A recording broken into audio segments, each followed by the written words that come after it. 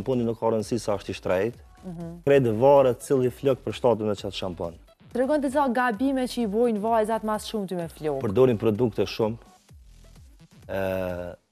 drejtusja, zëtësia dhe gabimi maj madh, maj rani që e bojnë është që i gjyrosin flokë vetë në shpe, edhe të pakten nuk konsultohen me frizerin. Që kjo është maj rana, se i gjyrosin vetë në shpe, pastaj lypin me ardhë, me transformu, me ndryshu, e shumë problem.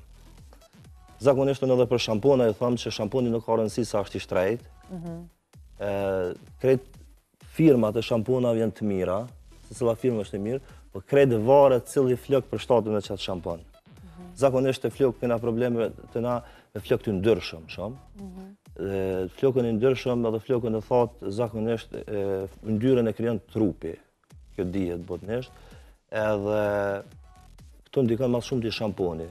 Na zakonisht i propozojnë, kush e ka flokën e ndryshëm, i propozojnë a shampon me pH, pH-ja është potenciali i hidrogenit shamponit, e propozojnë me marë 6 deri në 7 për shkak se me balancu yndyrën.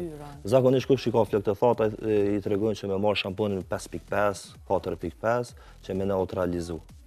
Ka shumë persona që mendojnë janë të fiksum në shampona, në markat të shamponave dhe mendojnë që ajo ka detyrimisht ka me jau këfill flokët, ose që është arsyeja pse një vajzë i ka flokët më të mira se ta saj.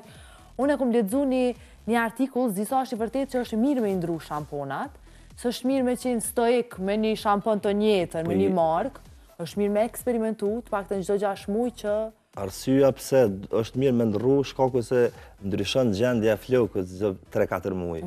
Për çfarë arsye? Nëse përdorni një shampon me pH më të ulët, domethënë ka mundësi që për 3-4 muaj të zbutet shumë flokët që do të ndru me marr tani me pH më të lartë, që me barazu, me neutralizu flokët, mos pelon mu tha ose mu bë me ndyrë shumë.